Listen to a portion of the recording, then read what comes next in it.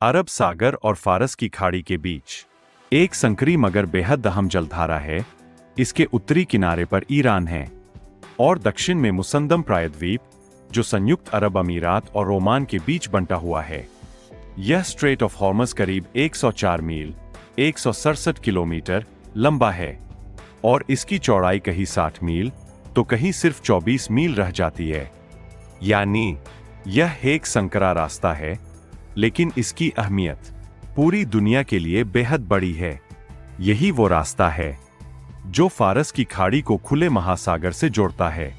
दुनिया के लिए यह सिर्फ एक जलमरूमध्य नहीं, बल्कि एक अहम चोक पॉइंट है, जहां से नियंत्रित होती है पूरी दुनिया की ऊर्जा की रफ्तार। साल 2023 से 2025 के बीच दुनिया की लगभग 20% एलएनजी और 25% समुद्री तेल व्यापार यहीं से होकर सफर करता है। लेकिन इसकी अहमियत पूरी दुनिया के लिए बेहद बड़ी है।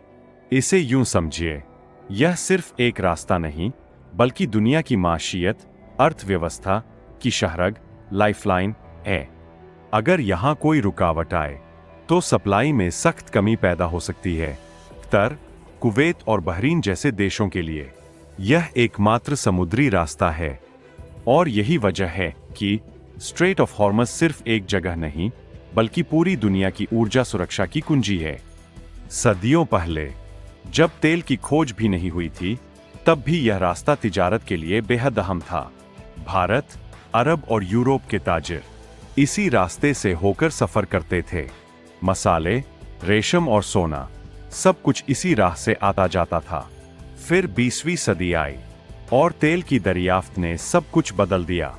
अब यह जलमार्ग दुनिया के सबसे अहम रास्तों में शामिल हो गया। दुनिया का लगभग 20% तेल इसी रास्ते से होकर निकलने लगा।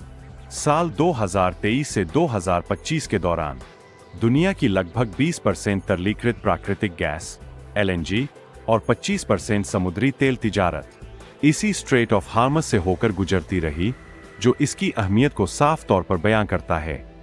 अमेरिकी ऊर्जा सूचना प्रशासन के मुताबिक साल 2011 में रोजाना औसतन 14 टैंकर करीब 17 मिलियन बैरल कच्चा तेल लेकर फारस की खाड़ी से होकर इसी रास्ते से गुजरते थे। इस कच्चे तेल की बरामदात का 85% से ज्यादा हिस्सा रोजाना की बुनियाद पर एशियाई बाजारों की तरफ जाता था, जहां जापान, भारत, दक्षिण कोरिया और चीन इसके सबसे बड़े मुकाम थे। साल 2018 में करीब 21 मिलियन बैरल तेल हर रोज इस स्ट्रेट ऑफ हॉर्मज से होकर गुजरता रहा, जिसकी कीमत 2019 के भाव के हिसाब से लगभग $1.2 बिलियन थी। अगर स्ट्रेट ऑफ हॉर्मज के माध्यम शिपिंग लंबे अरसे तक बाधित रही, तो भारत और चीन जैसे बड़े एशियाई आयातक मुल्कों के लिए तेल की सप्लाई का एक बड़ा संकट पैदा हो सकता है। फारस की खाड़ी वैश्विक उर्वरक उत्पादन और निर्यात का भी एक प्रमुख केंद्र है। Islamic republic of Iran, Qatar, Saudi Arabia और ओमान जैसे देश यूरिया और अमोनिया सहित नाइट्रोजन उर्वरकों के दुनिया के अग्रणी निर्यातकों में 2020 के दशक में इस क्षेत्र का वैश्विक यूरिया निर्यात में लगभग 30 से 35% और अमोनिया निर्यात में लगभग 20% से 30% योगदान रहा है। कुल मिलाकर अंतर्राष्ट्रीय स्तर पर व्यापारित उर्वरकों का 30% तक सामान्य रूप से स्ट्रेट ऑफ हॉर्मज से होकर गुजरता है। साल 2026 में ईरान पर इजराइल, यूनाइटेड स्टेट्स के हमलों से पहले ही स्ट्रेट ऑफ हॉर्मज से गुजरने वाले जहाजों का बीमा काफी महंगा हो चुका था। बीमा की दर 0.125% से बढ़कर 0.2% से 0.4% तक पहुंच गई और बड़े तेल टैंकरों के लिए यह करीब $2.5 लाख यानी लगभग 2 करोड़ रुपए का इजाफी खर्च बन गया। 9 मार्च तक बीमा की दरें पिछले हफ्ते के मुकाबले 4 से 6 गुना तक बढ़ चुकी थीं।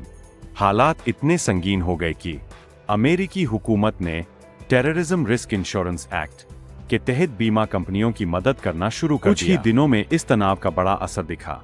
स्ट्रेट से गुजरने वाले तेल टैंकर लगभग बंद हो गए, शिपमेंट 90% से ज्यादा कम हो गया, रोजाना लगभग 10 मिलियन बैरल तेल सप्लाई प्रभावित हुई। इसका असर पूरी दुनिया पर पड़ा। ऊर्जा, एनर्जी महंगी हो गई, खेती में इस्तेमाल होने वाली चीजों, फर्टिलाइजर्स आदि की लागत भी बढ़ गई। 28 फरवरी 2026 को ईरान वॉर 2026 के दौरान और अली खामेनी की हत्या के बाद ईरान की सेना, रेवोल्यूशनरी गार्ड्स, ने रेडियो VHF के जरिए घोषणा की कि स्ट्रेट ऑफ हॉर्मज से जहाजों का गुजरना अलाउड नहीं है। हालांकि यह कानूनी रूप से पूरी तरह लागू नहीं था, लेकिन सुरक्षा की कोई गारंटी नहीं थी। कई जहाज बंदरगाह पर रुक गए या वापस लौट गए, फिर भी कम से कम 17 टैंकर रास्ते से गुजरते रहे। 2 मार्च को इस्लामिक रेवोल्यूशनरी गार्ड कॉर्प्स ने आधिकारिक रूप से कहा, स्ट्रेट ऑफ हॉर्मज बंद है, जो भी जहाज अंदर आएगा उसे नष्ट आग लगा दी जाएगी। इसके बावजूद कुछ जहाज बिना नुकसान के गुजर गए। अगले दिन डोनाल्ड ट्रंप ने कहा कि यूएस नेवी तेल टैंकरों को सुरक्षित रास्ता देने, एस्कॉर्ट करने पर विचार कर सकती है। 12 मार्च को स्ट्रेट ऑफ हॉर्मज में 3 कार्गो जहाजों पर हमला हुआ। यह वाकया उसी दिन पेश आया जब इंटरनेशनल एनर्जी एजेंसी ने 400 मिलियन बैरल तेल जारी करने का ऐलान किया। रिपोर्ट्स के मुताबिक ईरान ने इस स्ट्रेट ऑफ हॉर्मज में करीब 1 दर्जन समुद्री बारूदी सुरंगें बिछा दी थीं, जिसके चलते तेल और LNG गैस की बरामदात लगभग ठप हो गई। स्ट्रेट ऑफ हॉर्मज सिर्फ एक समुद्री रास्ता नहीं है, यह दुनिया की माशियत की शहरग है। यहां उठने वाला हर तनाव सिर्फ एक इलाके तक सीमित नहीं रहता, बल्कि पूरी दुनिया की ऊर्जा सप्लाई को हिला देता है। और यही सच है कि अगर स्ट्रेट ऑफ हॉर्मज रुकता है तो दुनिया की रफ्तार भी धीमी पड़ जाती है।